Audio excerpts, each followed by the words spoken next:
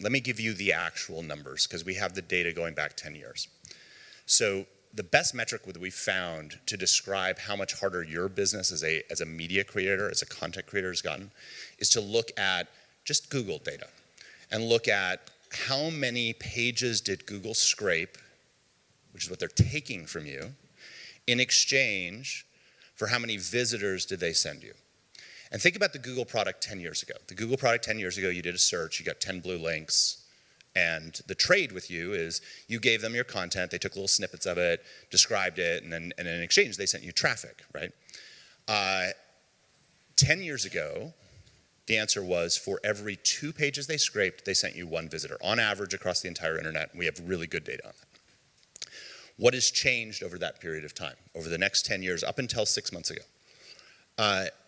We've added 2 billion people to the internet. We went from 4 billion to 6 billion people using the internet. So that should be good for you as a content creator, more people accessing it. The Google crawl rate has not changed at all. It's been remarkably consistent over that entire time.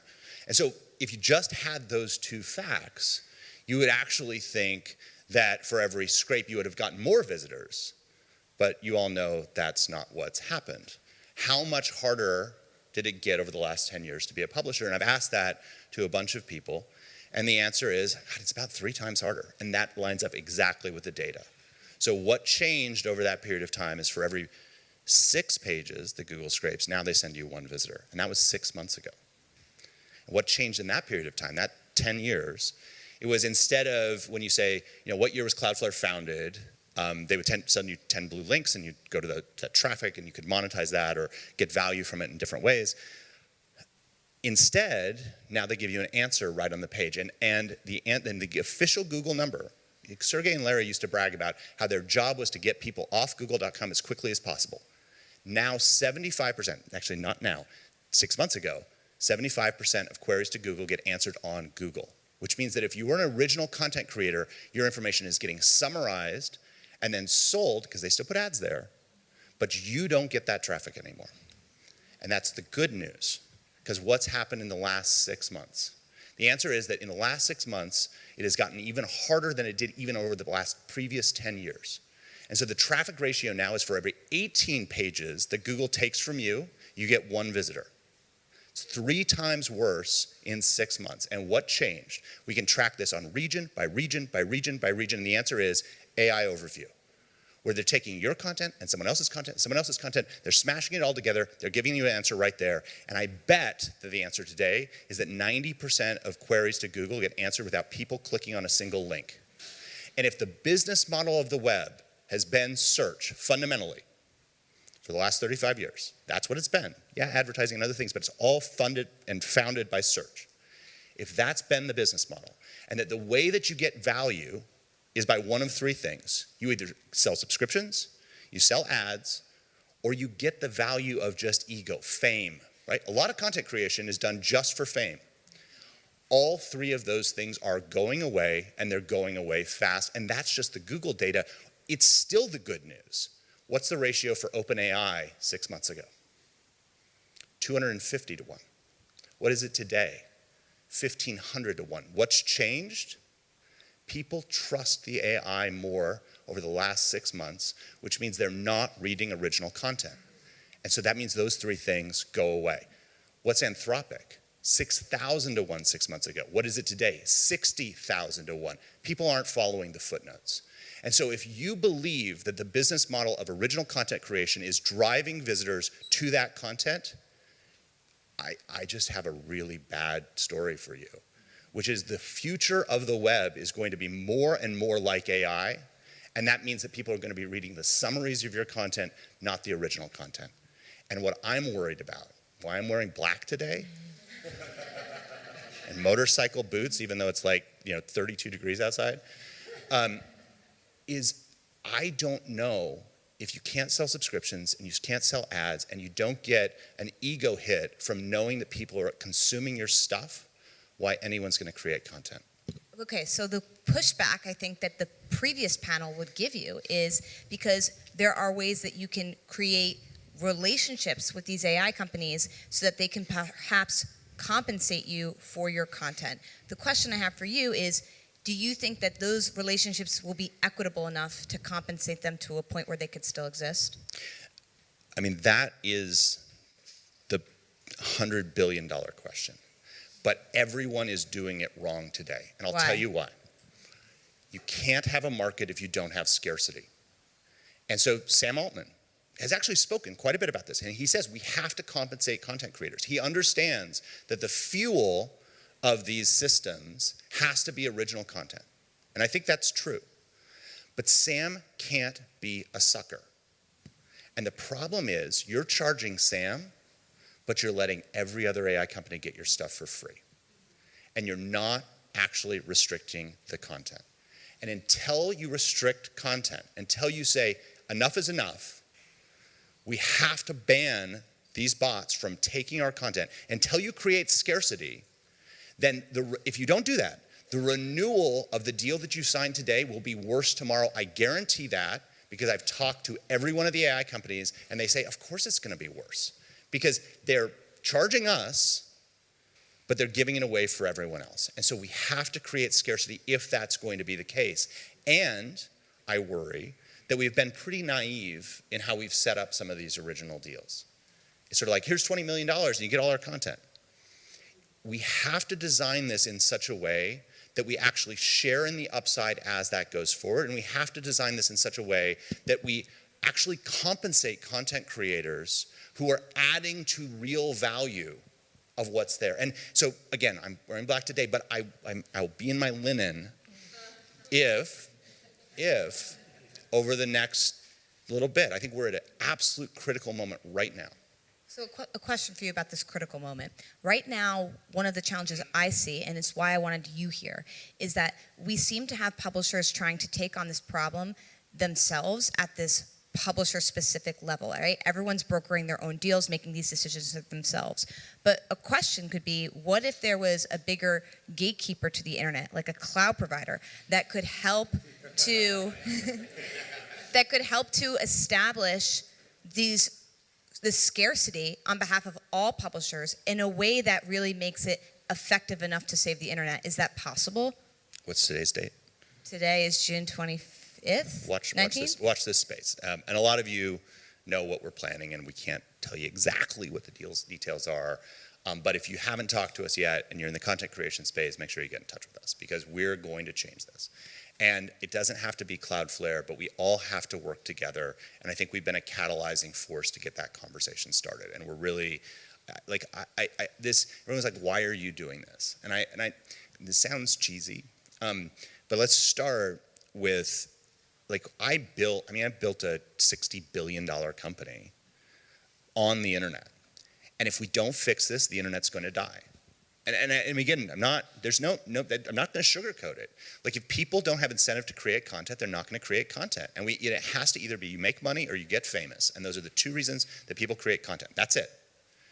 And we have to give that back, or the internet dies. And I built my career on the internet, so I care about it a lot. I mean, I think the second thing is I like the fact that I think it's amazing that I've lived through the last 35 years where we've been able to access all this content largely for free. And that's going away if we don't do something about this. Yeah, and free content really matters because that's what keeps people informed, it's what keeps democracies alive. I know that you can't explain exactly what you have up your sleeve, but just academically explain to us how something like that would even work. And I know you've introduced Labyrinth and a few products that get at this. Just high level explain how it would work. So it's been an interesting, sort of like the stages of grief. It's a year ago, we sit in front of somewhere between 20 and 30% of the web. A year ago, publishers started complaining to us saying, oh, there's this new threat and it's going to kill us and da-da-da-da-da. And I was like, oh, publishers, they whine so much. Like, seriously? I mean, they're complaining about, like, the next thing. And they're like, just pull the data. And we did. And that's when I started to freak out. And so then I started going to dinners with all of the heads of big publishing houses and saying, you guys have a real problem. They're like, yeah, duh, we do have a huge problem. Like, we don't say that on panels, but we know that fundamentally. But what can we do about it? It's a bunch of nerds, and they're in Palo Alto, and they're really, really smart. And oh my God, how are we going to do anything? And I mean, Joe was at a dinner where literally people were like, there's nothing we can do. And I'm like, I go to war every single day with the Chinese government, the Russian government, the Iranians, the North Koreans, probably the Americans, the Israelis, all of them who are trying to hack into our customer sites. And you're telling me I can't stop some nerd with a C corporation in Palo Alto? What's your problem? And I think I have finally gotten through that this is actually a solvable problem, and you can stop the content from being scraped. And so we're just saying, we're gonna, for anyone who wants it, I really don't care about making money on this.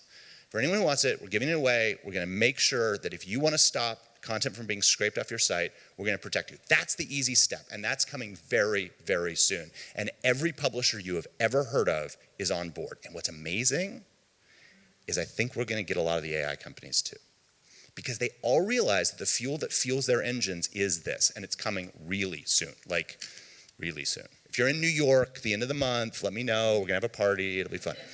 On the top floor of the World Trade Center, there's gonna be a big red button, and we're gonna have a whole bunch of publishers and content creators push the button, not kidding, and shut down AI crawlers across the entire internet. What's incredible is just what you said at the end there. I know, round of applause for Matthew Prince. Because we have to save it. But here's I'm testing this out, and I risk losing you. But I think the stakes are even bigger than that. So if you think about what's wrong with the world today, I think it's all Google's fault. Not exactly, but sorta.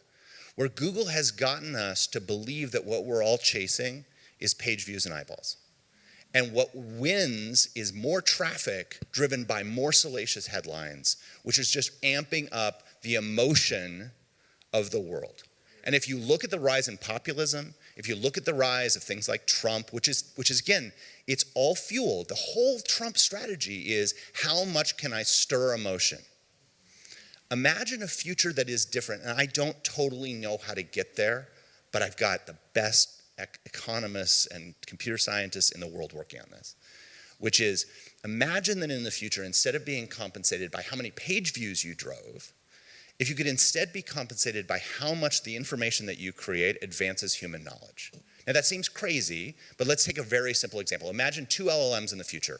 One is an LLM for teen girls who are lonely. Right, there's a value in that. Another is an LLM to be like the world's perfect doctor. These things are going to exist, both of them, and they're going to be specialized LLMs around the world. What content is valuable to each of them? The answer is slightly different. Like if Taylor Swift publishes a new song, like that's super valuable for the first LLM, the teen girls LLM. It's not so valuable for the doctor LLM. On the other hand, if a new study comes out saying acetaminophen has certain effects on chemotherapy treatment, that's super valuable for the second LLM, but not the first. If we could actually tell the LLMs, we just created something, and it has this value to you, how much are you willing to pay for it? Now we've got scarcity, we've got value creation, and we've actually advanced human knowledge. Because the LLMs at some level are that. If you think of every LLM as like a block of Swiss cheese, they all have a bunch of holes in it. And it is in all of our interest to fill those holes in. And so like the Sistine Chapel was painted in a patronage model. And in the future, if we actually got back to a place where we said, we're going to compensate content creators for creating content which is incredibly valuable and answers questions that we don't know the answer to, that'd be amazing. I was just in Stockholm. I was meeting with Daniel Ek, because there's almost no one who has compensated content creators at scale as efficiently as Daniel has. $10 billion to the music industry. Yeah, I mean, incredible, right? And I said, here's what we're doing. And our 30-minute meeting turned into 4 hours. I said, one of the most amazing things is at Spotify, sorry, Spotify if you don't know, we publish a list of the queries that go into Spotify that we don't have good answers for. And we put it up and we let content creators see it.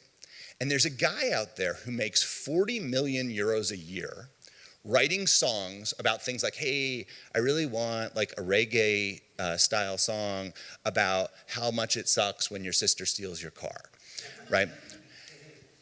And this guy makes that. He's creating content that people have demand for. And if we can do that at scale, I actually think that maybe we don't just save the internet, maybe we don't just save the web, but maybe we actually start to sort of save the world.